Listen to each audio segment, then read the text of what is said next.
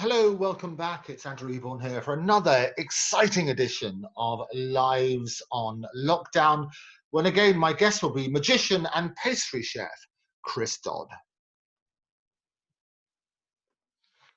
Hello, it's Andrew Eborn here with another Lives on Lockdown. Delighted to be joined yet again by the magician and pastry chef Chris Dodd. How you doing, Chris? Great, thank you.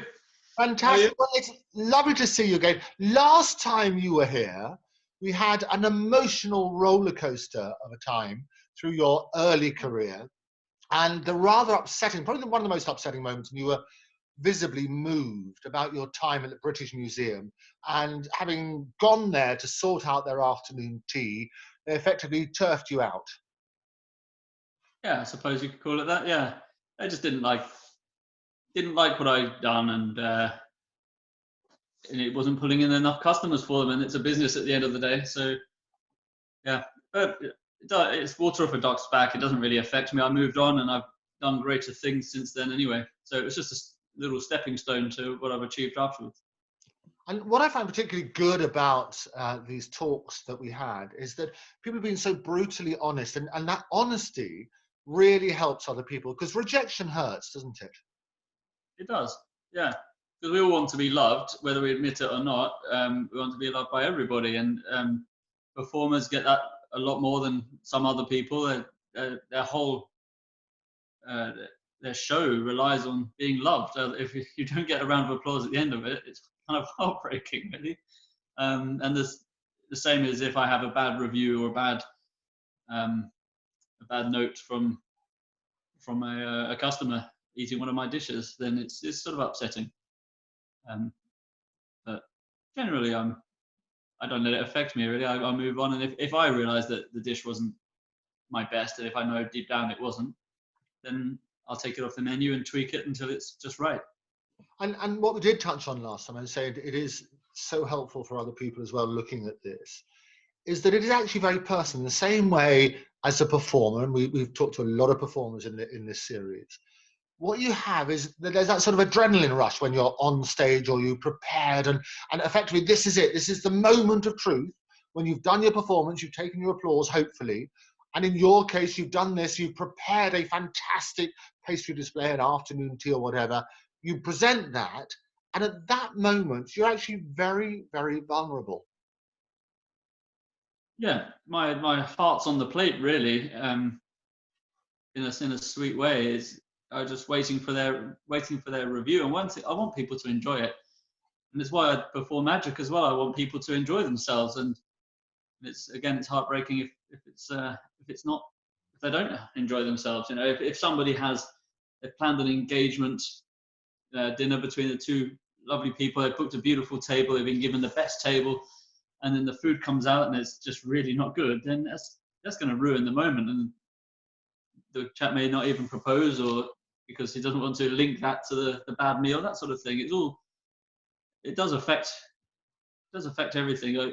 I'm sure if you've been to a party and the canapes were bad, or just the dinner party, the soup was awful, that sort of thing. It's just, you don't feel like being there so much anymore if it gets off to a bad start with the food. Yeah. And clearly, Chris, I mean, you're still very moved by it. You're still, it's sort of unfinished business, isn't it? It's unfinished business. What, with the British Museum? Yeah. I've moved on. I've got over that. It doesn't really. Like I say, it was only a 3-month project, and it was a stepping stone. It was my first bit of consultancy work, and sort of opened my eyes on how to manage that as a chef, going in and creating something like with an exact project that the employer has in mind, with the real time scale it has to be achieved by. It's sort of taught me how to work on a time restraint, which was good. So I did change the tea, whether they wanted to keep it or not, as beside the point. I changed it to what I thought was great, and I did it within the 3 months, and we were having customers, but it's just not where they wanted to take their business. So really, like, I know you're pushing me to say it's all a bit like it's a bit of a sore, open wound, but it's not. It's I've sort of, it was a bit, that week after I left there, I was a bit upset by it. But then within that week, I'd also been offered a new job with Marcus Waring anyway. So that's where I moved to next. And that's a great thing to do. So you left them with their 3-tiered teas, which is the big change. They, however, went back to the meringues, which you hate anyway. They were huge. At that sort of thing. Yeah, I just say my mother loves a pavlova. Well, I tell you what, I'll make you one day a pavlova, and I'll make you change your mind. It's going to be really good. So the other thing then is you move then Marcus Waring, and another fantastic name in that sort of in the whole chef world. Tell me how that came about and what happened next. The pastry chef I worked with first at Cafe Royal, he had something going, and I called him up just for a chat to let him know how I'd gone on at the British Museum. And so he said, so you're free? I said, well, of course, yeah. He said, well, I've got something coming up with Marcus.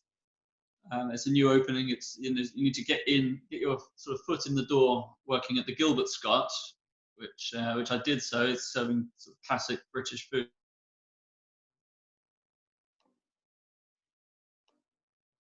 Oh, you're frozen. It looks as though we may have lost Chris again. The hamster wheels are not working so well. Anyway, time to take a break. We'll be coming straight back after these messages.